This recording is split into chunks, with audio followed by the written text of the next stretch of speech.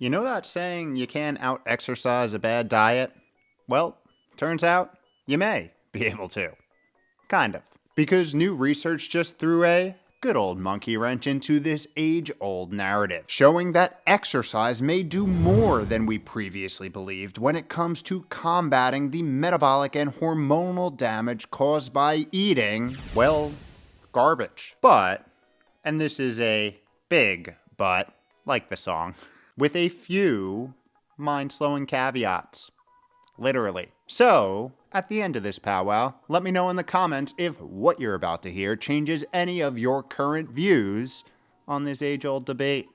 Let's go. Yo, yo, yo! What is up? Welcome back to another week of How to Health. My name is Kevin. I run liftinbalance.com, where we take aim at all things health and longevity and do it in an odd, weird, interesting, and highly sarcastic way. Alright, let's dive right into it and discuss these new findings out of University College Cork. Rolls right off the tongue. I know. Here, researchers sought to settle the debate on this exercise diet metabolic dynamic once and for all, with the goal of answering the question via a controlled, comprehensive, and cheese-filled study. Can exercise biologically fix what junk food metabolically breaks? Provocative. I know. And to do this, they turn to our most trusted Subway companions. Rats. Not only due to it being easier to control, less expensive, and significantly faster, but also because the detailed invasive analysis they performed would never get the thumbs up to be done in humans. So, into the subways they dove. Just to clarify, these weren't actually subway rats. They were bred for the lab, but we could pretend. They first divided these young adult mammals into two groups. One that got fed standard healthy chow, and the other which got fed what researchers called a cafeteria diet, which was basically a rotating menu of high-fat, high-sugar junk food. Kinda like the rodent equivalent to living on the Western ultra-processed diet. Starting to see the connection, aren't ya? Good. Because here's where it becomes more relevant. Exercise enters the equation. They then proceeded to give half of the rodents in each diet group access to a running wheel. And if you know anything about lab rodents, this is like the equivalent to Christmas morning. And yeah, I've covered a lot of rodent research in my years, allowing the researchers to isolate the separate and combined effects of diet quality and physical activity on brain function and behavior, and measuring these effects by performing a comprehensive metabolomic analysis of the gut, blood hormone panels, behavioral testing for depression and anxiety, cognitive performance assessments, and neurogenesis measurements in the brain's learning and memory center, the hippocampus, over and at the end of the 7-week intervention period. Basically measuring everything that matters for metabolic function and brain health. And what they found may have you rethinking your own daily habits big time. Unless you already primarily eat real food and exercise, then carry on. And yes, you're about to be educated by some rats, so sit down and enjoy. Actually, come to think of it, movement does stimulate neuroplasticity, allowing us to understand and retain information better, so maybe light walk it out. Yeah, we'll go with that. First, they found that voluntary running produced an antidepressant-like effect, even when the rats consumed an unhealthy cafeteria diet. Yeah, despite the crappy eating, exercise reversed depression-like behaviors. Rather interesting, I know, but why?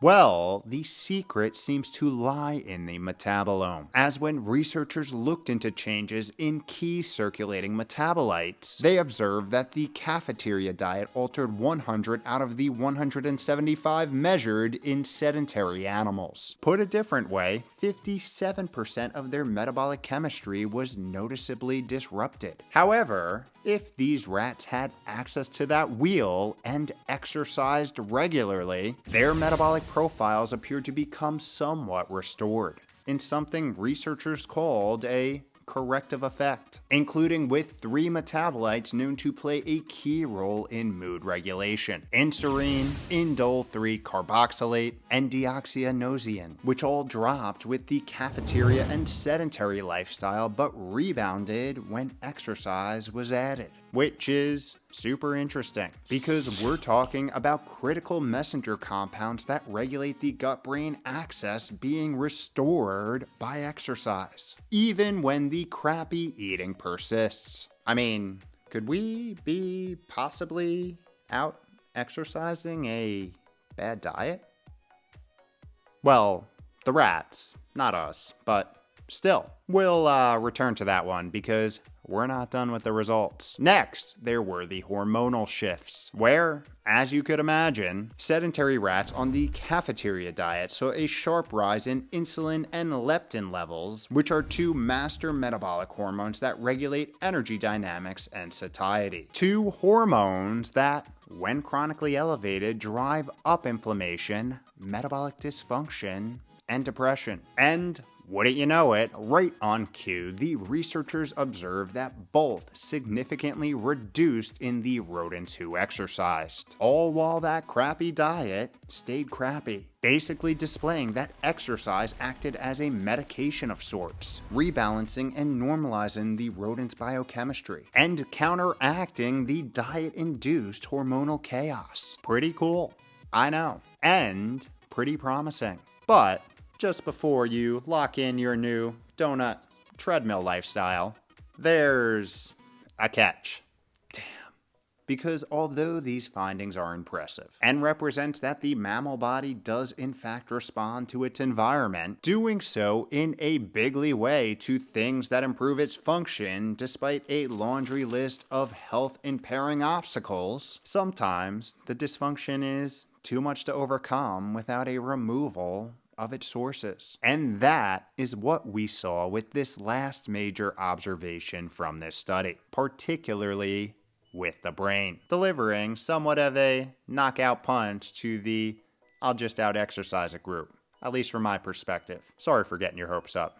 But hey, that's why I said kind of in the beginning. The researchers observed that the cafeteria diet prevented the typical exercise-induced increase in adult hippocampal neurogenesis. Yes, the stimulatory creation of new adult-born neurons in the brain, a phenomena that keeps the brain young and effective all throughout life, and a topic we talk all about in this deep dive here. And just so we're clear here, in the rats that were fed the healthy diet, exercise robustly increased the birth of new neurons in the hippocampus. This dampening effect was only happening in the cafeteria diet mice, even though they were running just as much. The neurogenesis was blocked, suggesting that diet quality could not be overcome by exercise in this very important neurological regard. So, yeah, appears Doritos and Mountain Dew isn't great neurogenesis fuel,